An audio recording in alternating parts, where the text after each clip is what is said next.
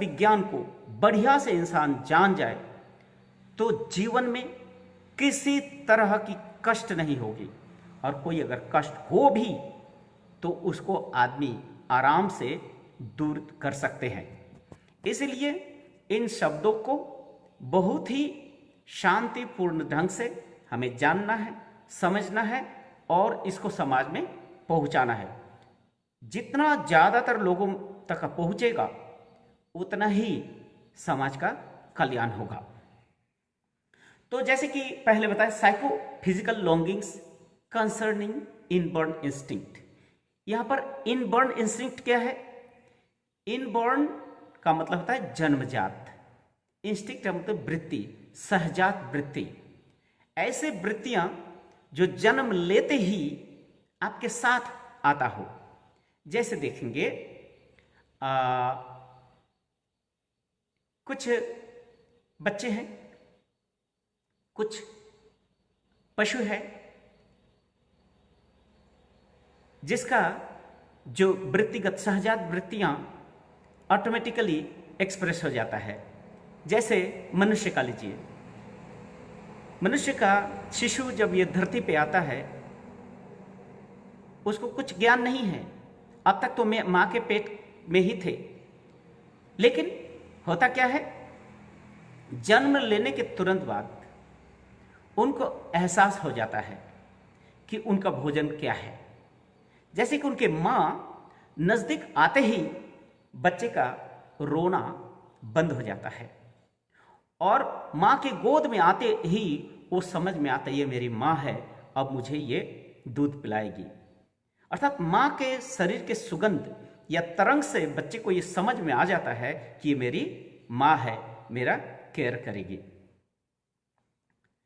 उसी तरह से जितने भी मैमल्स हैं, जितने भी स्तनधारी है, इनके भी बच्चे को ये पता चल जाता है।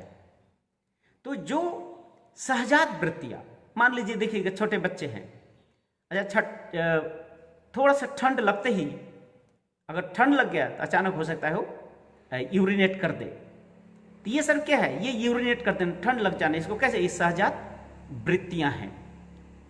इन सहजात वृत्तियों के जो फंक्शन है उसको कहते हैं psychophysical longing for concerning inborn instinct. ठीक है। अब देखिएगा,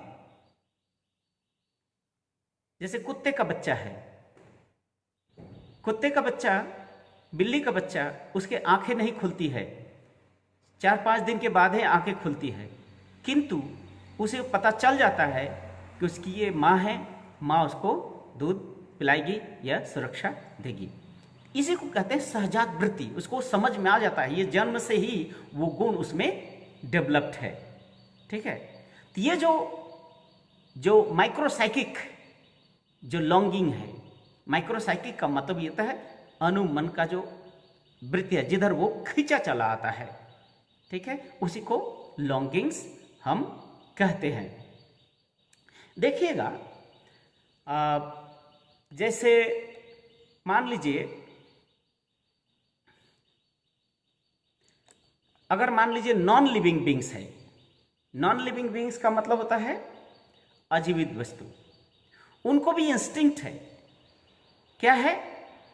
जैसे लोहा है, लोहा को अगर गर्म करेंगे वो फैलेगा, और वही अगर पानी में गर्म लोहे को डालेंगे तो फिर वो संकुचित हो जाता है। तो ये संकोचन अर्थात कंट्रैक्शन और इन्फ्लेशन, ये इसकी वृत्तियां हैं। ये नॉन लिविंग बीइंग का, जो अजीवित है, उसका ये स्वभाव है। किंतु जीवित वस्तु अपने जो लॉन्गिंग्स है उसके प्रति वो खींचे चले आते हैं। ठीक है। जैसे कि हमने बताया कि छोटे बच्चे किस तरह से अपने माँ के तरफ आकर्षित होते हैं, माँ के सुगंध से उसको पता चल जाता है कि ये इसकी माँ है।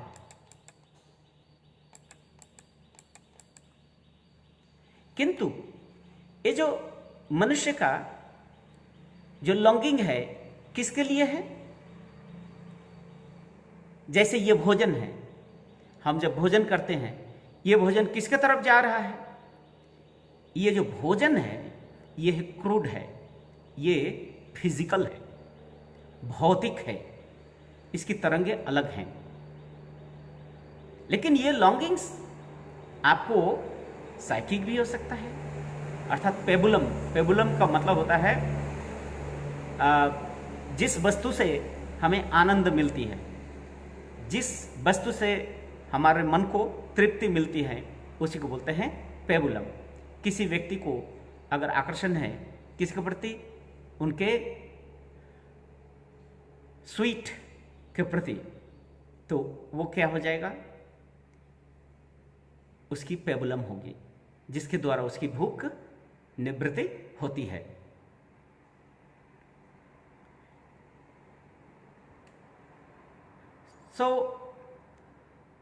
एक अलग साइकोलॉजी है। अब आइए, मान लीजिए कोई एक व्यक्ति अपने पी रहे हैं, कुछ भी पी रहे हैं, तो पीते पीते उनके मन में एक विचार आएंगे, एक मन में एक टाइम आएगा, सर्टेन टाइम आएगा कि वो पीना वो छोड़ देते हैं।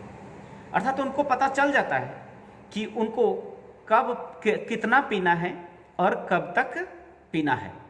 ये जो कब पीना है, कितना पीना है, इसी को कहते हैं सेल्फ कंट्रोलिंग फैकल्टी, अर्थात स्वयं को नियंत्रण करने की जो क्षमता है ये मनुष्य में रहता है। किंतु अगर मनुष्य अगर चाहे कि हम पिएंगे ही नहीं, हमको पानी नहीं पीना है या हमको भोजन नहीं करना है, तो ये पानी नहीं पीना या भोजन नहीं करना ये कितना दिन तक रह सकता है? 1 दिन, 2 दिन, 3 दिन या कुछ दिनों के बाद क्या हो जाएगा? उनकी जो कंट्रोलिंग फैकल्टी उनके वाइटल एनर्जी का साथ नहीं देगा, क्योंकि वाइटल एनर्जी जो है, वाइटल फोर्स जो है, उनको मिलते हैं भोजन से, और वो भोजन नहीं करेंगे, पानी नहीं पिएंगे, तो उनका वाइटल एनर्जी काम करना बंद कर देगा। तो वहाँ पर उनकी जो सेल्फ कंट्रोलिंग फैकल्टी है, आत्मनियंत्रक जो क्षमता है, वो क्षमताएं खत्म हो जाएंगी, काम करना बंद कर देंगी। और वजह ये होगा कि धीरे धीरे धीरे उनके जो शरीर का जो बनावट है, उनका जो शरीर है वो डिसइंटीग्रेट हो जाएगा, अर्थात वो विकृत हो जाएगा, टूट जाएंगे, बिखर जाएंगे, और अर्थात मृत्यु भी हो सकती है। इसीलिए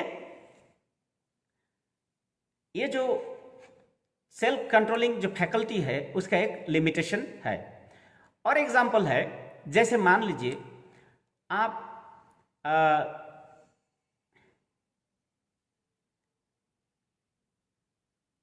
ये नहीं चाहते हैं कि आपके शरीर से पसीना निकल जाए, ये आप नहीं चाहते हैं।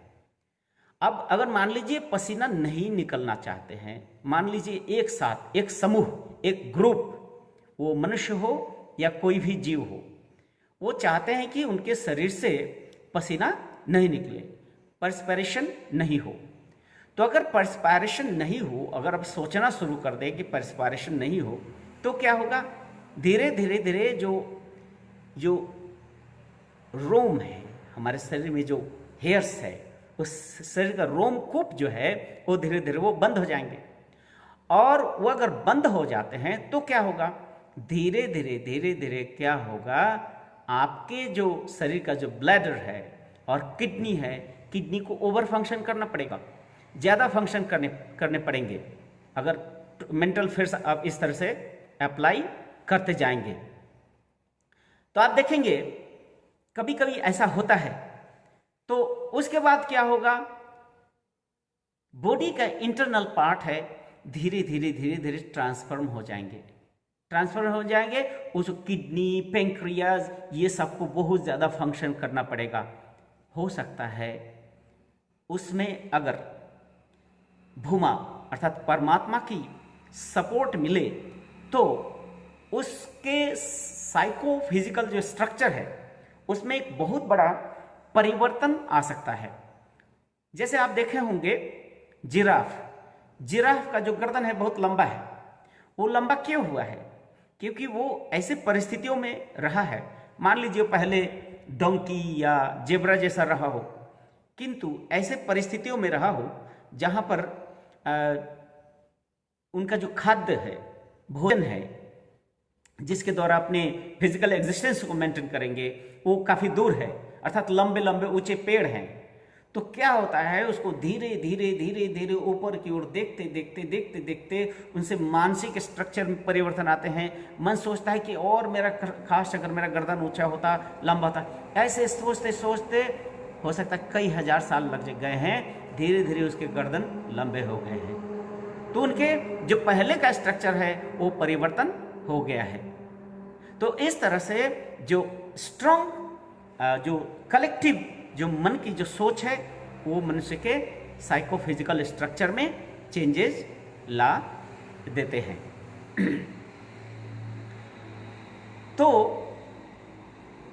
बात यह है कि हमारी जो लॉन्गिंग्स है, हमारी जो इच्छाएं हैं, हमारी जो चाहत है, जिसके तरफ हम खींचे जाते हैं, उस पर अगर हम नियंत्रण रख पाते हैं, और नियंत्रण की एक सीमा भी होती है, ठीक है, और संतुलन बनाए रख के चलने में ही हमको फायदा है।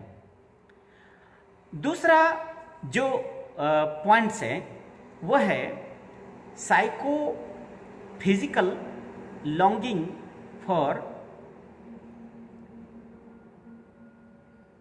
Non inborn instinct. ये नॉन इनबॉर्न इंस्टिंक्ट क्या मतलब? पहले हमने सहजात वृत्तियों के बारे में चर्चा की है, और अभी जो चर्चा कर रहे हैं वो सहजात वृत्ति नहीं है। सहजात वृत्ति मतलब जन्म लेने के बाद कुछ सालों के बाद ही वो परिपक्व होता है और अभिव्यक्त होता है। इसी को कहते हैं नॉन इनबॉर्न इंस्टिंक्ट।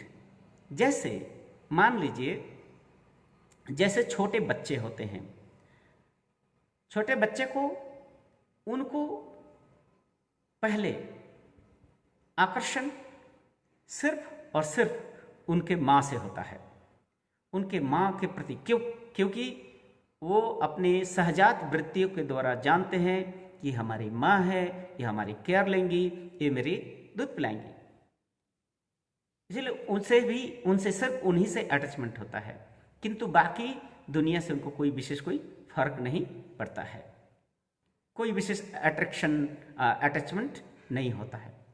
किंतु जैसे मान लीजिए बच्चे 5 साल के हो जाते हैं, 5 साल के होते ही होता क्या है, उनके शरीर में जो चक्र है, शरीर में जो प्लेक्सी है, शरीर में जो लिम्फेटिक ग्लैंड्स है, लिम्फेटिक ग्लैंड्स जो है, ग्रंथियां जब डेवलप्ड हो जाते हैं, लिम्फेटिक ग्लैंड्स के डेवलप्ड होने से होता क्या है, उनमें उनके शारीरिक स्ट्रक्चर में परिवर्तन आता है, उनके चिंतन में, मन में हर तरह से परिवर्तन आते हैं। जैसे मान लीजिए 5 साल का बच्चा है, 5 साल के बाद उनके कुछ प्लेक्सिस जो है, चक्र जो है, मैच्योर हो जाते हैं, अर्थात जागृत होना शुरू करता है। इसीलिए देखेंगे बच्चे के स्किन में जो त्वचा है, त्वचा में भी परिवर्तन आने लगते हैं। 5 साल के बाद एक सर्टेन ग्लैंड्स डेवलप होता है, जिसके कारण बच्चों को क्या होता है, बच्चे को भाई बहन, माता पिता, विशेषकर भाई बहन के प्रति प्रेम जागृत हो रहा है। अपना पराया का थोड़ा थोड़ा जो महसूस होना शुरू हो जाता है। ये जो अपना पराया का भेदभाव, ये सर्टेन ग्लैंड्स के डेवलपमेंट के बाद ही होते हैं। अर्थात ग्रंथियों के शरीर ज्यों ज्यों मैच्योर होते रहता है, ज्यों ज्यों वो भौतिक जगत के साथ संस्पर्श में आते हैं, त्यों त्यों उनके इंडोक्राइनोलॉजिकल जो स्ट्रक्चर है, उनके जो लिम्फेटिक जो ग्रंथियां हैं, सिर्फ लिम्फेटिक नहीं, इंडोक्राइनोलॉजिकल जो ग्रंथियां हैं और लिम्फेटिक सभी धीरे धीरे डेवलप होते हैं। उसके बाद एक बहुत बड़ा परिवर्तन लोगों में आता है। इसीलिए कहा जाता है कि छोटे बच्चे को 5 साल तक बड़ी दुलार से प्यार से रखना चाहिए, क्योंकि उस समय उनमें कोई ग्लैंड्स डेवलप्ड नहीं होते हैं और बहुत सारे प्लेक्सिस उनमें डेवलप्ड नहीं होते हैं।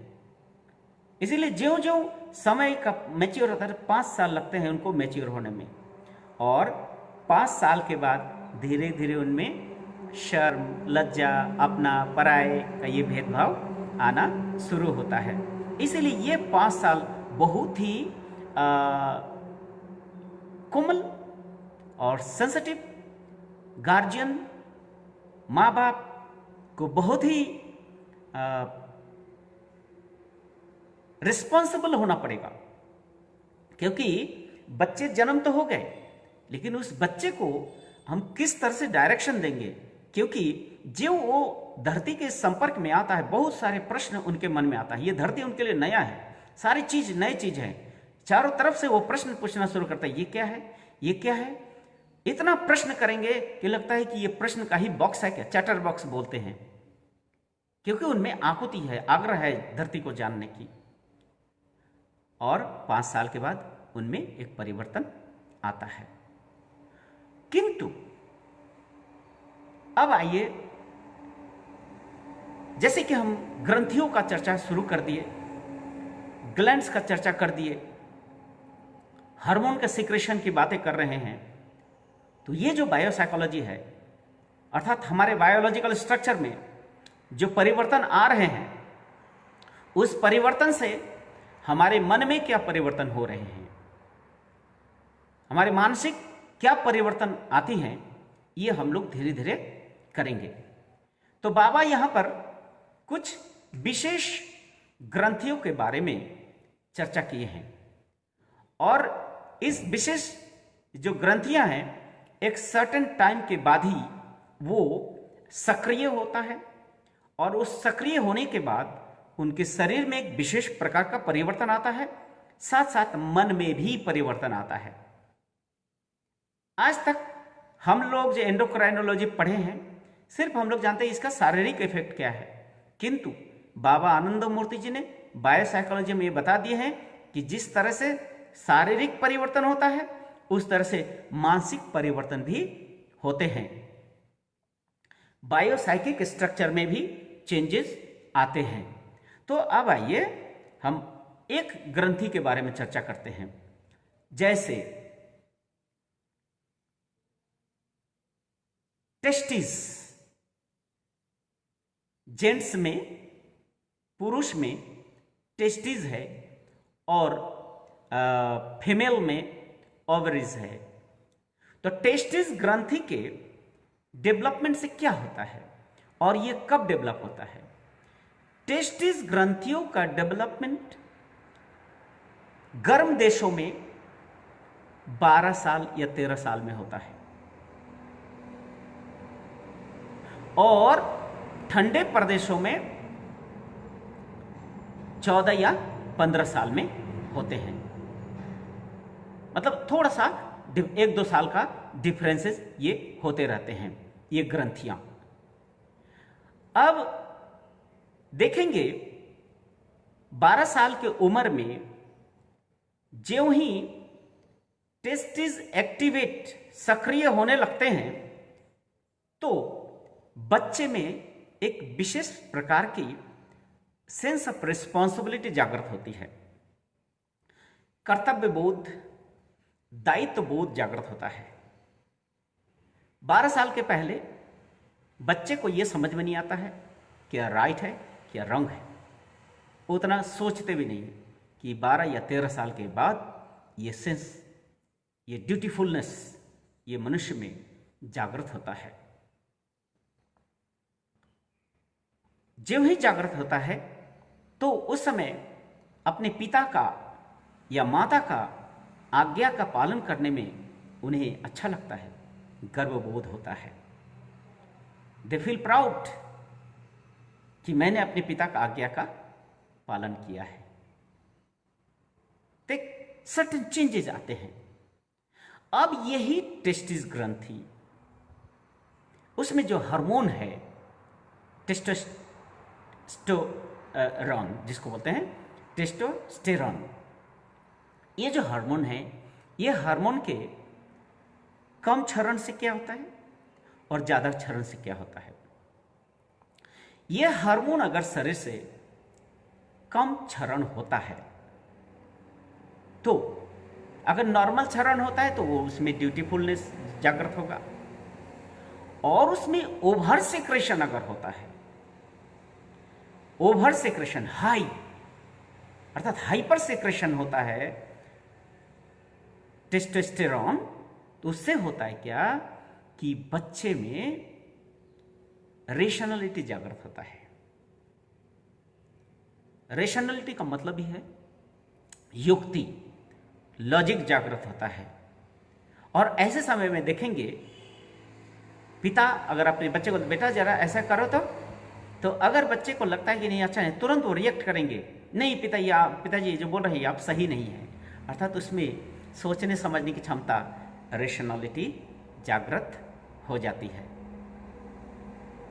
ऐसी समय में उनमें देखेंगे अपनापन, दोस्त यार बनाने की क्षमता जागृत हो जाता है। एक सर्टेन टाइप ऑफ वृत्ति जागृत होती है, वो बोलते हैं यूनिवर्सल लव, यूनिवर्सलिज्म, अर्थात सबको अपनाना, सबको ये करना। किंतु वही अगर अंडर सेक्रेशन हो अर्थात हाइपो हो अर्थात कम सेक्रेशन हो तो क्या हो जाता है, बिल्कुल उल्टा हो जाता है। ऐसे बच्चे जिसके टेस्टोस्टेरोन हार्मोन कम सिक्रेशन होता है, वो थोड़ा सा क्रूएल टाइप का होता है। उनके जो प्यूबिक एरिया है, जॉइंट हेयर ग्रो नहीं करता है, बहुत कम होता है। उनके ये जो दाढ़ी मूंछ ये भी बहुत ही कम होंगे,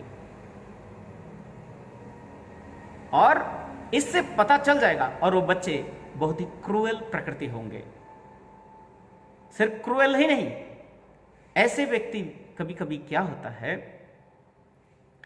इस हार्मोन के कम जागृत से क्रूएल तो होते ही हैं, और ऐसे बच्चे बड़े होकर अन्याय के विरुद्ध संग्राम नहीं कर सकता है। ऐसे बच्चे बहुत अंधविश्वासी भी होते हैं, डॉगमेटिक भी होते हैं, क्योंकि इसमें राइट एंड रॉन्ग जज करने की वो क्षमता कम हो जाती है। तो आप जरा सोचिए, जिस बच्चे में, और ये भी देखा जाता है कि वो बच्चे इतने क्रूअल है कि टिड्डा है, लोकस्ट है, उसको काट के उसको जो पैर है उसको तोड़ देंगे, उसको जो पंख है उसको तोड़ देंगे, या चिड़ियों के घोंसले में जाएंगे, जाके अंडे को फोड़ देंगे, चिड़िया को जो चूजा है उसको पकड़ के मार देंगे, फेंक देंगे, और वो असामाजिक होते हैं सबके साथ। उनको वो कब क्या कर देंगे किसी को पता नहीं चलता है। अब जरा सोचिए, इनमें इस बच्चे का क्या गलती है? ये गलती है उस बच्चे के ग्लैंडुलर जो सिस्टम है डिफेक्ट के कारण है। और उस बच्चे को अगर बढ़िया से ट्रीटमेंट नहीं हो, उसका अगर प्रॉपर केयर नहीं हो, अर्थात उसका जो टेस्टिस ग्लैंड्स का जो हार्मोन है वो अगर बैलेंस्ड नहीं हो, असंतुलित नहीं हो, तो क्या होगा, ये जीवन भर के लिए वो बच्चा क्रिमिनल ही रह जाएगा। ऐसे लोग जन्मजात क्रिमिनल होते हैं। तो आप जरा सोचिए कि बाबा आनंद मूर्ति जी ने कितना बड़ा चीज दिया है कि अगर आप अपने आप को, अपने समाज को और अपने बच्चे को सही ढंग से गाइड करना चाहते हैं, ये गाइड के लिए आपको उनका केयर देखना होगा, उनका हर चीज को बड़ी ध्यान से देखना होगा। अगर मान लीजिए बच्चा क्रूएल बिहेवियर करते हैं तो उस समय अगर मारते हैं, पीटते हैं, वो तो समाधान है नहीं। क्योंकि उनका इंटरनल प्रॉब्लम है, क्योंकि उनका जो ग्लैंडुलर सिस्टम में जो प्रॉब्लम है वो उनको साइकिक स्ट्रक्चर को प्रभावित कर रहा है, उनके सोच को प्रभावित कर रहा है। तो वहां पर मारने से पीटने से सुधार होने वाला है नहीं। इसके लिए पर्टिकुलर जो ग्रंथियों में जो डिफेक्ट है उस डिफेक्ट को चेंज करना पड़ेगा। और जिस व्यक्ति में ये जो टेस्टोस्टेरोन हार्मोन अंडर सिक्रेशन होता है और हाइपो कम सिक्रेशन होता है, उस व्यक्ति का जो ये सोलर प्लेक्सस है वो भी डेवलप नहीं हो पाता है। और इसके कारण यहां पर जो वृत्तियां हैं वो क्या है, आशा, चिंता, चेष्टा, युक्ति, विवेक, वितर्क, ये खत डेवलप नहीं हो पाता है। इसलिए बहुत ही ये डेंजरस है। आप देखे होंगे अतीत के इतिहास है, राजा महाराजा क्या करते थे, अपने नौकरों का टेस्टिस ग्लैंड्स को ही वो रिमूव कर देते थे। उससे आदमी का मौत तो नहीं होती है, लेकिन उसमें एक मानसिक बहुत बड़ी विकृतियां आती हैं। जो विकृतियां अर्थात उसमें दया, मोह, माया, युक्ति कुछ नहीं रहता है। ऐसे व्यक्तियों को राजा महाराजा, इसको कहते हैं खोजा या यूनच बोलते थे, अर्थात एक तरह का विकृत, उसको न मनुष्य रहने दिया, न मेल रहने दिया, न वो फीमेल हुए, ऐसी अवस्था में यूनच होते हैं। तो ये टेस्टिस ग्रंथियों को हटा देने से मनुष्य में बायोसाइकोलॉजिकल भयंकर प्रॉब्लम होते हैं। और इस तरह का जो एक्टिविटीज जो भी करते हैं ये मानवता विरोधी है, एक बार्बरिक है, एंटी ह्यूमन एक्टिविटीज है। इसीलिए स्कूल को, गार्जियन को, सबको बहुत ही, अर्थात ये बायोसाइकोलॉजी का जो विज्ञान है सबको बढ़िया से समझना होगा और जानना होगा, तभी समाज में हम जो भी अपराधीकरण है उसको हम कम कर सकते हैं। तो ये आपके टेस्टिस हार्मोन हुए, टेस्टोस्टेरोन। तो उसके ओवर सेक्रेशन क्या होता है, फिजिकल चेंजेस क्या हुए, फिजिकल चेंजेस में हुए कि उनके शरीर में बाल आएंगे, दाढ़ी घने हो जाएंगे, जो प्यूबिक हेयर्स हैं, जॉइंट हेयर है, वो डेवलप होगा। आज जिसमें ये कम होता है इसका मतलब ये उसमें प्रॉब्लम है। और साइकिक परिवर्तन क्या हुआ, साइकिक परिवर्तन ये हुआ कि उनमें रेशनलिटी जागृत हुई, उनमें सेंस ऑफ रिस्पॉन्सिबिलिटी जागृत हुई, ड्यूटीफुलनेस, दायित्वबोध का जागृत हुआ। अर्थात जिसमें दायित्वबोध की कमी है, सेंस ऑफ रिस्पॉन्सिबिलिटी कम है, इसका मतलब है उनको टेस्टिस में प्रॉब्लम है। जो क्रूएल नेचर के होते हैं इसका प्रॉब्लम है कि उसके हाइपोसेक्रेशन है, अर्थात अंडर सेक्रेशन है। जितना सेक्रेशन होना चाहिए था उतना सेक्रेशन नहीं हो रहा है। अब उसको सेक्रेशन कैसे करना है उसी के बारे में सोचना होगा। अब दूसरा ग्रंथि हम लेते हैं। दूसरा ग्रंथि क्या है, जैसे प्रोस्टेट। प्रोस्टेट ग्रंथि से क्या होता है, प्रोस्टेट ग्रंथि अगर नॉर्मल सिक्रेट होता है, सिक्रेशन होता है, तो क्या होता है, बच्चे में लज्जा वृत्ति जागृत होती है, शाइनेस, अर्थात 12 साल के बाद ही जब ग्लैंडुलर सिस्टम डेवलप हो तो उसके बाद ये शाइनेस, लज्जा वृत्ति बहुत ज़्यादा हो जाती है। उससे पहले बच्चे अगर बिना निर्वस्त्र भी घूमते हैं तो कोई फर्क नहीं पड़ता है। ज्यों ही टेस्ट में चेंजेस आए, अर्थात ये प्रोस्टेट जो है नॉर्मल जब सिक्रेशन होना शुरू हुआ तो क्या हुआ, उसमें शाइनेस आने लगते हैं।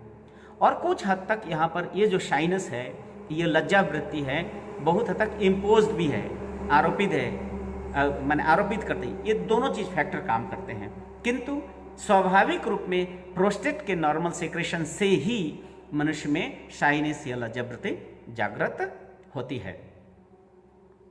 उतना ही नहीं, उसमें भी दायित्व बोध का ज्ञान होता है प्रोस्टेट के कारण। आप देखिए, ये प्रोस्टेट जब हाइपर सेक्रेशन हो या हाइपो सेक्रेशन हो, कम या ज्यादा सेक्रेशन से क्या होता है? अगर कम सेक्रेशन होता है तो मनुष्य में एक बीमारी होती है, जिस बीमारी का नाम है मेलानकोलिया। मेलानकोलिया क्या है? मेलानकोलिया का मतलब ही होता है एक मानसिक व्याधि है।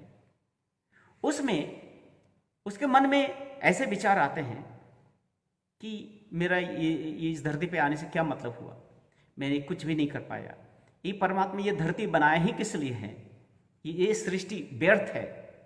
अर्थात इस तरह से विषाद है, अकेलापन महसूस होता है हमेशा। सबके बीच में रहकर भी वो अकेला महसूस करेगा, हमेशा रोएगा, बिलकेगा, अचानक वो डिप्रेस्ड हो जाएगा कि हम क्या करें, जीवन में मेरा कुछ नहीं हो पाया। यह है मेलानकोलिक डिजीज।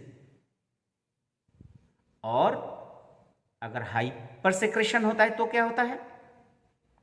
तो एक तरह का साइकिक दूसरा बीमारी जन्म होता है, जिसको हम कह सकते हैं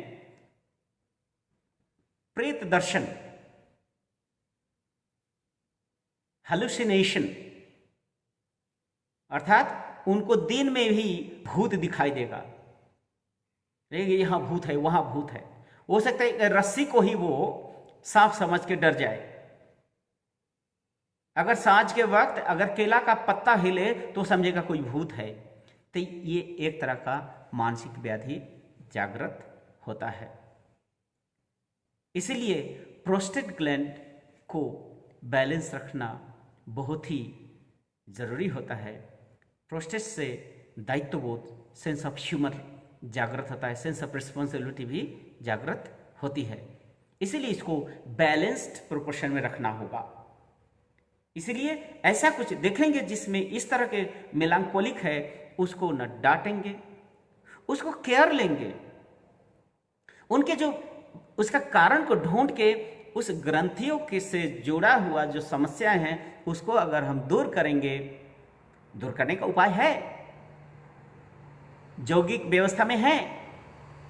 अगर दवाई से नहीं होता है तो यौगिक प्रक्रिया के माध्यम से ग्रंथियों को हम बैलेंस कर सकते हैं। आसन, मुद्रा, प्राणायाम के माध्यम से ये जितने भी ग्रंथिगत जो भी समस्याएं हैं इसको हम दूर कर सकते हैं। प्रोस्टेट के बाद सभी ग्रंथियों के बारे में हम चर्चा नहीं कर रहे हैं। प्रोस्टेट के बाद एक दूसरी ग्रंथि आती है, बहुत इंपॉर्टेंट ग्रंथि है, उसको हम कह सकते हैं कि ये हमारा थाइमस ग्रंथि, थाइमस अर्थात ये जो सोलर प्लेक्सस, सोलर प्लेक्सस सौर मंडल जिसको कहते हैं, और इस सोलर प्लेक्सस के अंदर में रहता है क्या? ग्रंथियां, उपग्रंथियां हैं। इस ग्रंथियों उपग्रंथियों से हार्मोन सिक्रेशन होता है।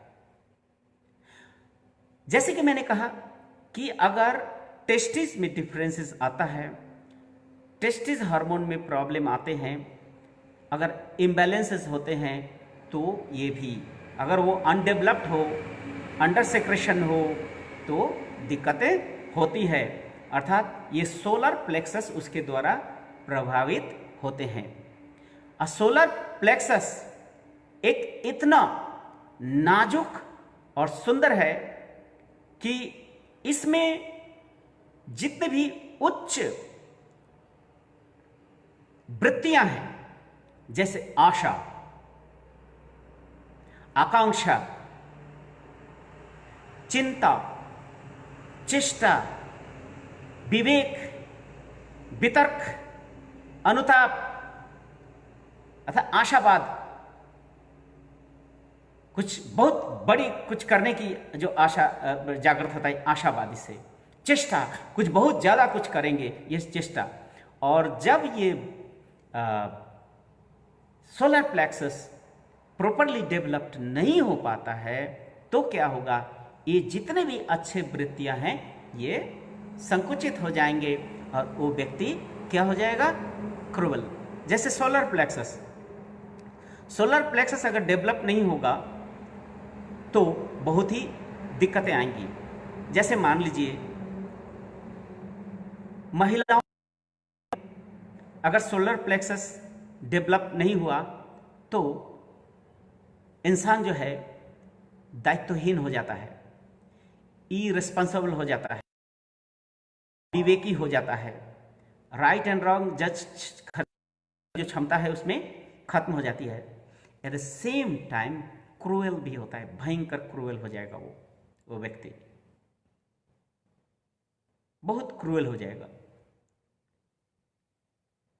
और क्रूएलिटी के साथ साथ बहुत ही झगड़ालू प्रकृति के, बाबा यहां बताते हैं क्वारलसम, बहुत ही झगड़ालू प्रकृति के होंगे, अर्थात उनके साथ तालमेल रखना मुश्किल है, बात बात पे वो झगड़ते रहेंगे, लड़ते रहेंगे। ये उनकी वो कमी नहीं है, उनकी ग्रंथियों की कमी है। इसीलिए फिजियोलॉजिकल इसका सिम्टम क्या है, जैसे मान लीजिए जो व्यक्ति साधना करते हैं, ध्यान रत है, कंसंट्रेशन में लगे हैं, शुभ चिंतन करते हैं, ऐसे साधकों के शारीरिक परिवर्तन आता है। या तो उनके घने दाढ़ी होंगे, शरीर में बाल होंगे, एट द सेम टाइम उनका जो चेस्ट है थोड़ा सा बड़ा हो जाएगा।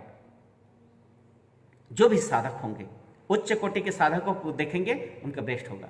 ठीक उसी तरह से महिलाओं में ये सोलर प्लेक्सस के डेवलपमेंट से ही स्तन में दूध आते हैं, अर्थात जिसमें कम डेवलपमेंट है वो नारी क्रूएल प्रकृति की होंगी और झगड़ालू प्रकृति की होंगी।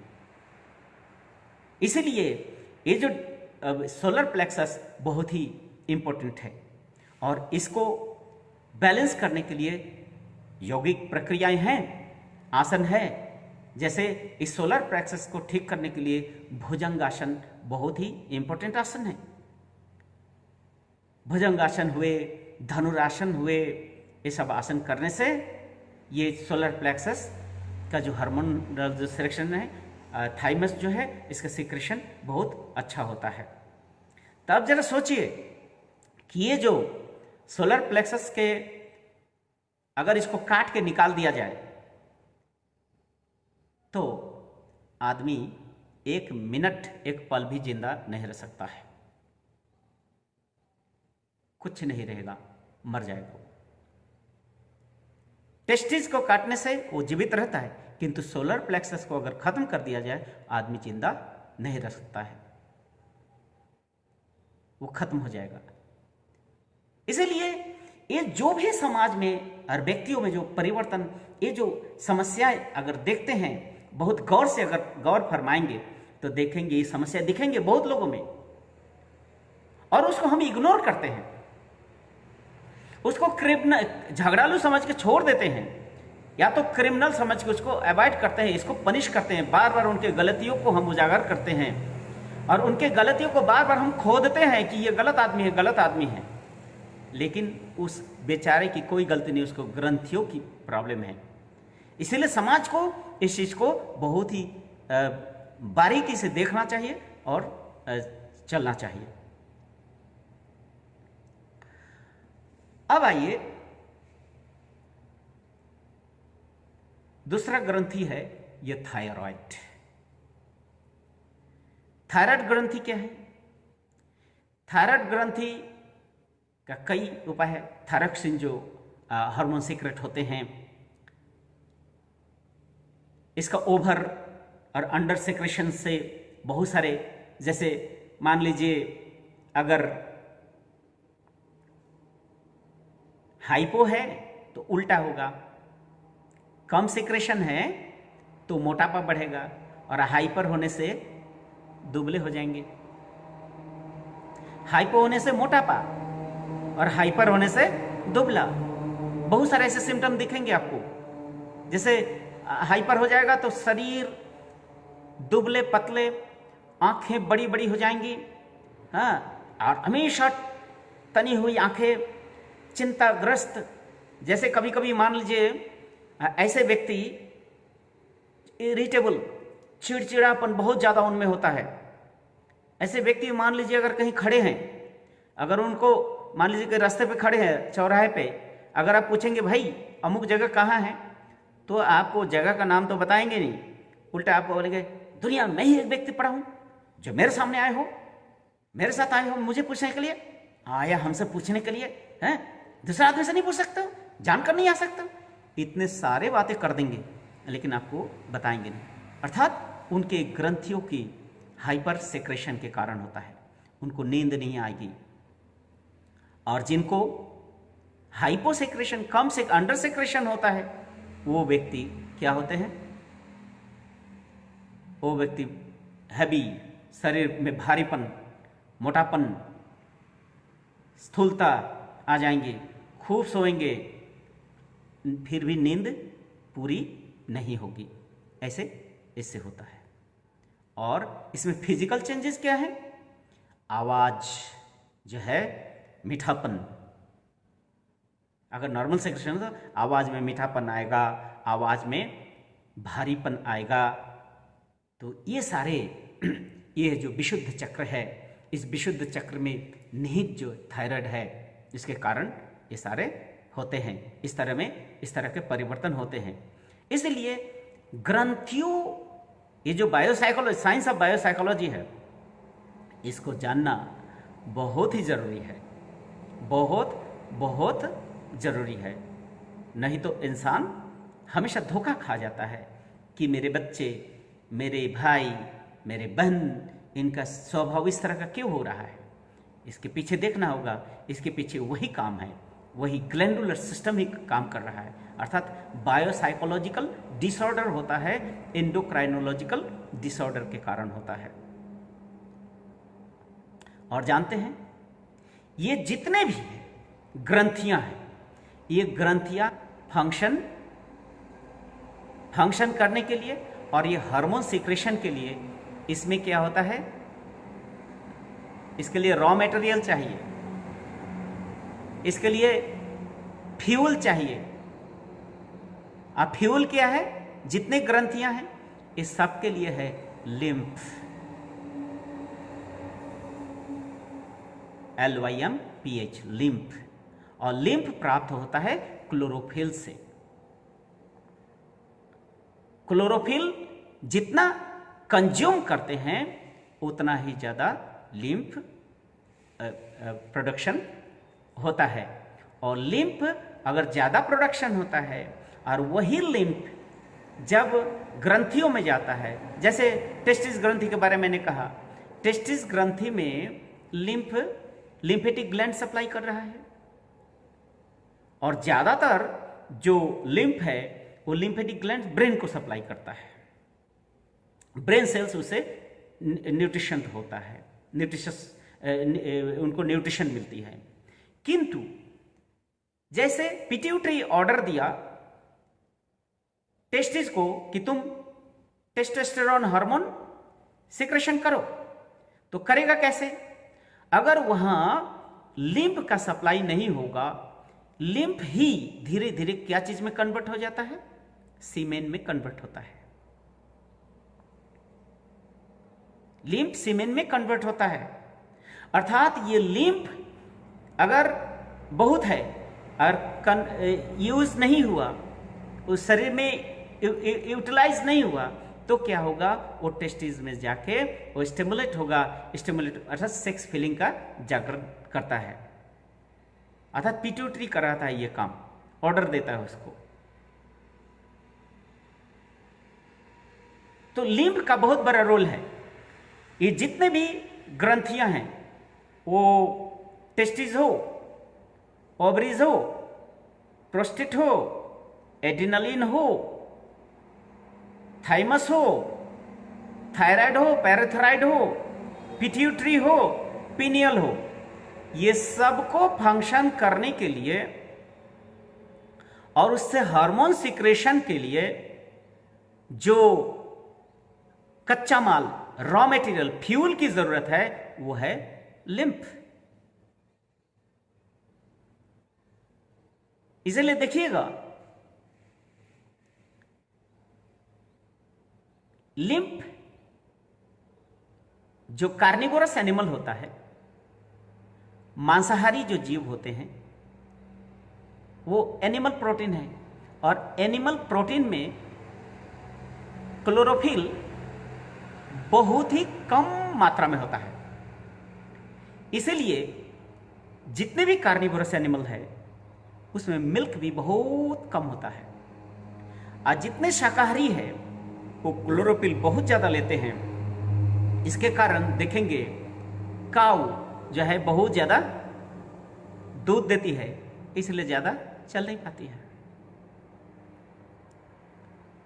मनुष्य भी बच्चे जन्म देने के पहले माताएं बहुत फास्ट चलती है, लेकिन बच्चे जन्म देने के बाद वो तेज नहीं चल पाती है, क्योंकि उनका जो लिम्फ है मिल्क में कन्वर्ट होने लगता है। इसी तरह से देखिएगा, हिरन बहुत दौड़ती है, इसीलिए उसका दूध बहुत कम है, इसलिए फास्ट दौड़ती है। मंकी सबसे ज्यादा शरीर में लिम्फ अगर है वो मंकी में होता है, प्रोड्यूस करता है, और इसीलिए मंकी बहुत ही कूद फांद करता है सिर्फ लिम्फ के कारण। अर्थात लिम्फ ही बॉडी का वाइटल एनर्जी है, और वही लिम्फ ही ऊर्जा केंद्र में, ये जो हमारे जितने भी ग्रंथियां हैं ये ऊर्जा केंद्र है। इस ऊर्जा केंद्र का ऊर्जा है, कह सकते हैं पावर सेंटर, बिजली घर का वो क्या है, कच्चा माल है, बिजली प्रोड्यूस करने का वो कच्चा माल है। अर्थात ये जो हार्मोन सिक्रेशन हो रहा है हमारे बॉडी में डिफरेंट जगह से, ये सब लिम्फेटिक ग्लैंड ही डिफरेंट ग्लैंड में वो सप्लाई करता है, और जिसके कारण ये हार्मोन सिक्रेशन होता है। और वो हार्मोन का अंडर एंड ओवर सिक्रेशन ही मनुष्य के कैरेक्टर को, मनुष्य के बायोसाइकोलॉजिकल स्ट्रक्चर को पूर्ण रूप से प्रभावित करता है। अब आइए पिट्यूटरी हार्मोन। पिट्यूटरी का क्या काम है? Pituitary and pineal.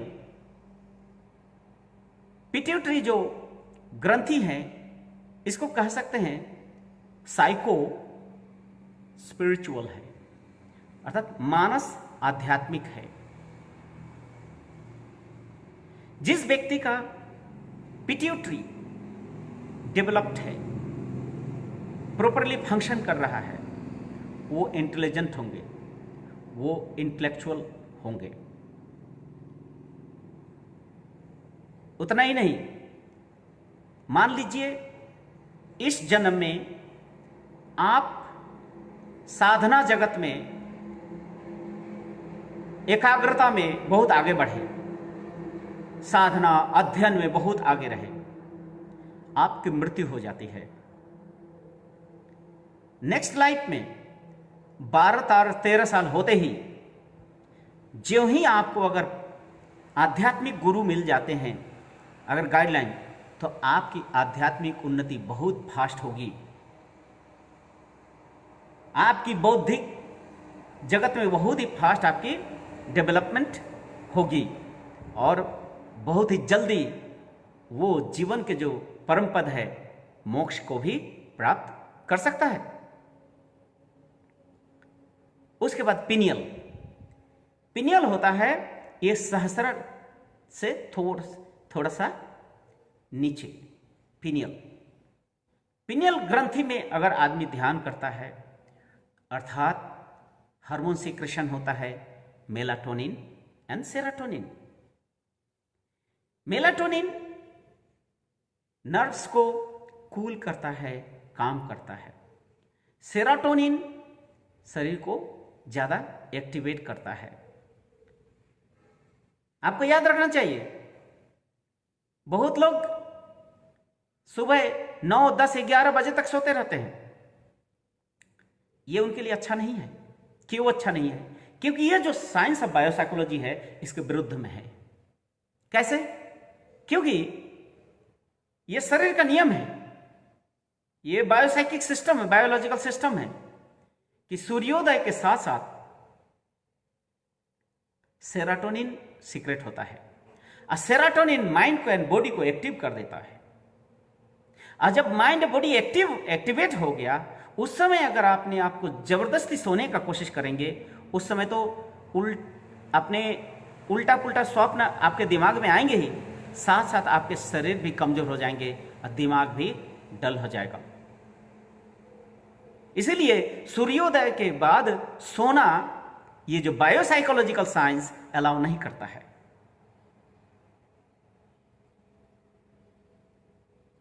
और सूर्यास्त के होते होते फिर दूसरा हार्मोन सीक्रेट होना शुरू होता है शरीर में, जिसको बोलते हैं मेलाटोनिन। मेलाटोनिन मन को शांत करता है, ट्रैंक्विल करता है, शिथिल करता है। इसीलिए देखेंगे जितने भी जीव हैं वो साँझ होते होते अपने घोंसले में चले जाते हैं। अब मनुष्य भी अपने घोंसले में चले जाते हैं, अपने घरों में चले जाते हैं। धीरे धीरे धीरे धीरे ज्यों ज्यों अब अंधेरा होते वो धीरे धीरे नींद आना शुरू हो जाता है। तो ये एक साइकिल है, एक सिस्टम है। इस सिस्टम को फॉलो करना होगा, बायोसाइकोलॉजिकल सिस्टम।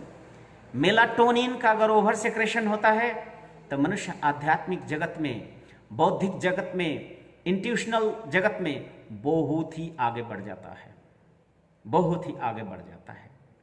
और याद रखना चाहिए हम सबको कि जितने भी अपर ग्रंथियां हैं, ये अपर ग्रंथियां लोअर ग्रंथि को कंट्रोल करता है।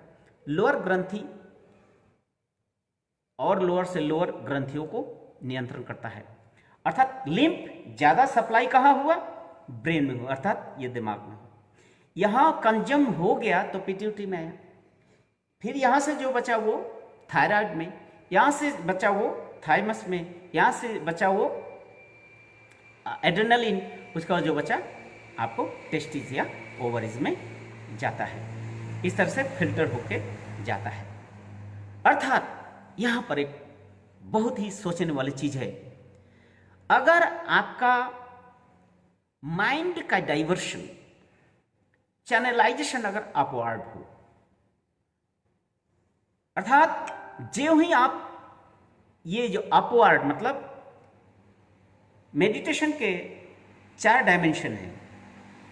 पहला डायमेंशन है आपको मूलाधार चक्र से मणिपुर चक्र तक, दूसरा है मणिपुर से विशुद्ध तक, तीसरा है विशुद्ध से आज्ञा चक्र तक, चौथा है आज्ञा से सहस्रार चक्र। ये 4 डायमेंशन है। तो इससे क्या होता है, आदमी जब पॉजिटिव सोचना शुरू करता है, ध्यान मग्न होता है, साधना में, आध्यात्मिक जगत में आगे बढ़ने जाते हैं, तो क्या करते हैं, जो परमात्मा है, जो गुरु है, वो पॉजिटिव माइक्रोवाइटम सप्लाई करते हैं। पॉजिटिव माइक्रोवाइटम क्या है?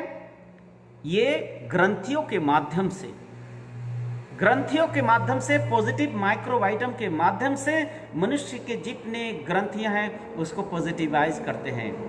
पॉजिटिव करके मनुष्य के निगेटिविटी को खत्म करके जीवन के सूक्ष्मता की ओर, सटलिटी की ओर आगे बढ़ने में मदद करता है।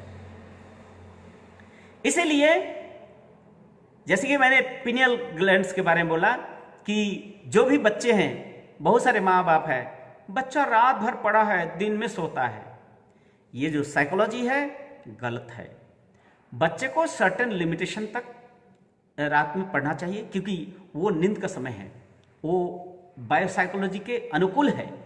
अगर आप 11, साढ़े 11 बजे भी बच्चे जो पढ़ाकू बच्चे सोते हैं, अच्छी बात है, फिर जल्दी जग जाओ, 3 या साढ़े 3 बजे जग जाओ, 4 बजे जग जाओ।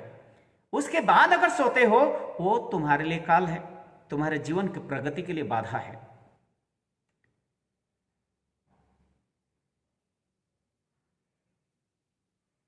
हाँ, एक चीज और है कि वो जो जिस समय पिनियल हार्मोन सिक्रेशन होता है, उस समय जो भी सूक्ष्म काम करेंगे वो अच्छा होगा। चिंतन करेंगे तो भी अच्छा होगा, ध्यान करेंगे तो भी अच्छा होगा। इसीलिए रात 12 बजे से 3 बजे का जो समय है उसको बोलते हैं शिव का समय है। ऋषि मुनि जोगी उस समय ध्यान करते हैं। लेकिन अगर आदमी उस समय अगर टीवी, मूवीज ये सब देखते रहेंगे, दुश्चिंता करते रहेंगे, उनकी व्यक्तित्व का नाश होना अनिवार्य हो जाएगा। इसीलिए ऐसे व्यक्ति दिन भर सोते रहते हैं, उनकी थकान दूर नहीं होती है। लेकिन अगर सचमुच में अगर पढ़ाई करेंगे और ध्यान करेंगे, दोनों में पढ़ाई और ध्यान करेंगे, उनकी उतनी थकान नहीं होगी और उनको दिन भर सोने की ज़रूरत भी नहीं पड़ेगी। इसीलिए ये जो ग्रंथियां हैं और ग्रंथियों का हार्मोन्स है, इसका प्रॉपर यूटिलाइजेशन होना चाहिए। और इस विज्ञान को जानकर, इस विज्ञान का बढ़िया से गहराई से जानकर जो व्यक्ति आगे बढ़ते हैं वही जीवन में प्रगति करता है, वही जीवन में सफल होता है।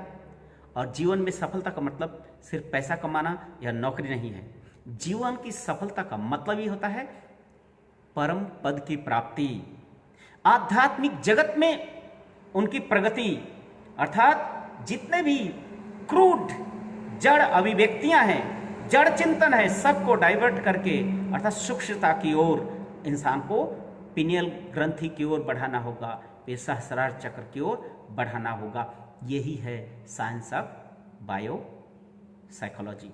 इसमें दो और चीज़ें हैं जो साइकिक लॉन्गिंग फॉर साइकिक पेबुलम और एपेक्स साइकोलॉजी, इसको हम दूसरे दिन चर्चा करेंगे कि क्या साइकिक लॉन्गिंग्स है, साइकिक पेबुला क्या है और एपेक्स साइकोलॉजी क्या है। तब तक आज के लिए धन्यवाद, नमस्कार।